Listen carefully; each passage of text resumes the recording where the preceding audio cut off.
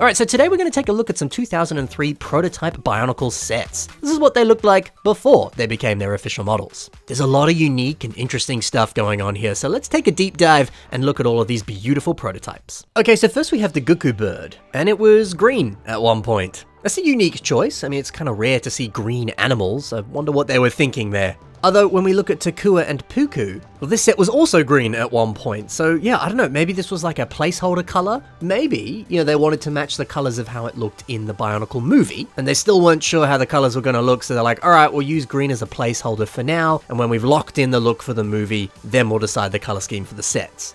Maybe, it's possible.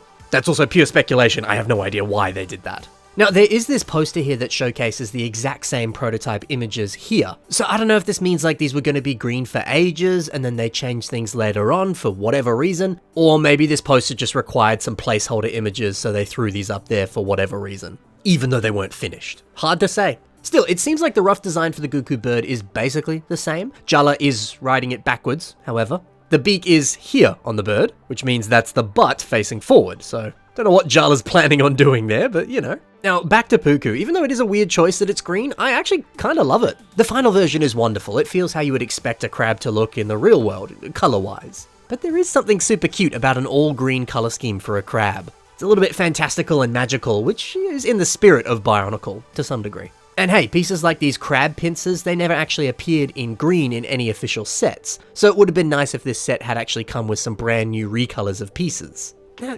despite the fact that you would have to substitute pieces, like the ones I just spoke about that don't exist in that color, I feel like if you got some Technic pieces or some like modern green pieces or maybe even some system elements, you probably could recreate this set and make it totally green. That'd be a little bit tougher, but I think it would actually be a really fun building challenge. It's possible.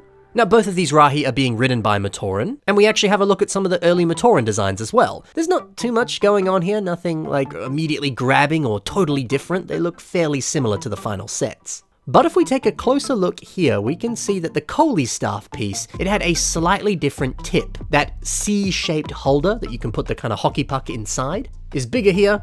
It's smaller on the prototype. I guess the point of this was to like grip the hockey puck a little bit better, so that way when you're playing with it, or if you're just like storing it inside, the connection is a lot stronger, it's not gonna fall out. So, that makes sense. Now, we also have a prototype image of Jala, and taking a look at the torso, this piece here looks totally different. The prototype makes it look like he's almost wearing armor. The final version, it looks like he's got some really strong pecs and a six-pack.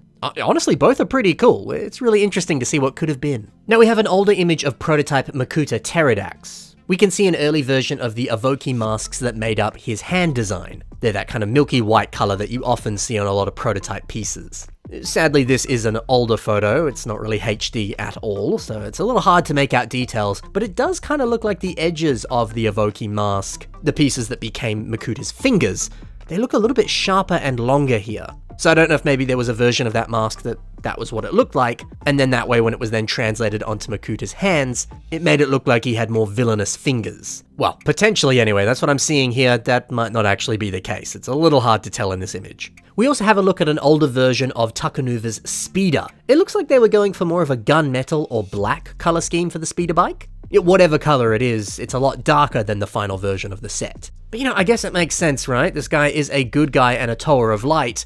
Of course, you gotta brighten up those colors a little bit. It is a little bit too dark. It's just logical. Now, looking at Takanuva, they do seem to have added a few more gold pieces onto him. The hand pieces, the golden legs. That was not on the final version whatsoever. Like we can see here, everything was white except for the gold, which was more localized to the top part of the toy. That's interesting, isn't it?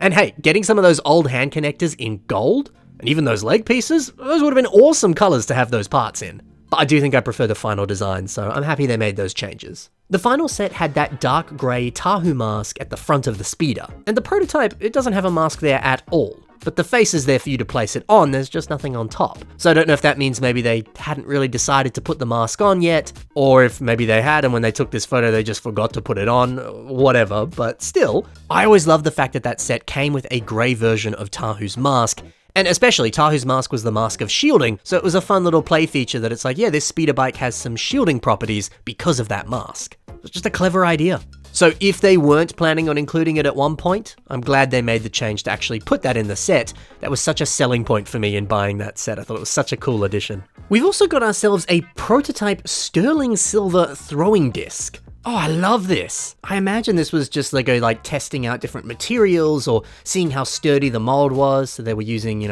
other resources and things to give that a test. I have no idea. I mean, I doubt they were going to actually give us a sterling silver disc in every single Bionicle set. That just doesn't make sense. But hey, if you look closely, you can see this metal Krana piece back here. Now, this was an actual promo item. There was 72 limited edition sterling silver Krana Kull pieces, and then 5,000 limited edition white metal Krana Kull elements as well. So these were randomly packaged inside Borak Kull sets, and it was a promotion. So I don't know, maybe they were also planning some kind of promotion with one of these discs, and that's why it's sterling silver. But maybe this promotion just never saw the light of day. But who knows? Maybe the company that made those Krana, they sent them this as well. They were like, oh, we were just testing things out and we found out you could make this, and maybe it was like an early proof of concept or something. Still, whatever it is, it's a really cool piece of Bionicle history, and I wonder where that thing is now. Hopefully it's not melted down or something. We also have a poster here that showcases some early Rahkshi. So for the most part, they're identical to the official sets, but one key difference is the dark grey feet. The final sets, the feet were the same color as that specific Rahkshi. Now, I guess it makes sense that they changed it, but it does actually work surprisingly well. It's not like the Gukko bird or something where it's a drastic color change or might be a little bit too much. No, this blends quite nicely. But isn't it interesting that someone at LEGO was like, no, stop. We cannot produce these Rahkshi yet. We cannot release them. We need to change the color of their feet. It's crucial. The sets won't sell unless we do so. It kind of feels like that, hey? I mean, if they've got nice pictures like this and it's put in a promotional item, that must have been a late stage change, right? So yeah, I wonder what their reasoning was for changing the color of those pieces.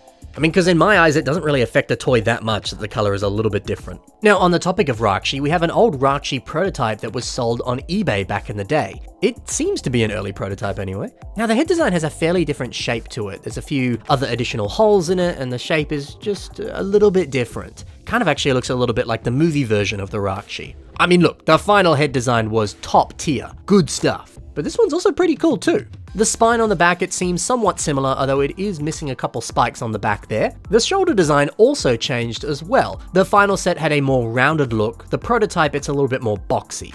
I think the prototype does look cool. That would have been a nice piece to have if it was how it looked in the final toy.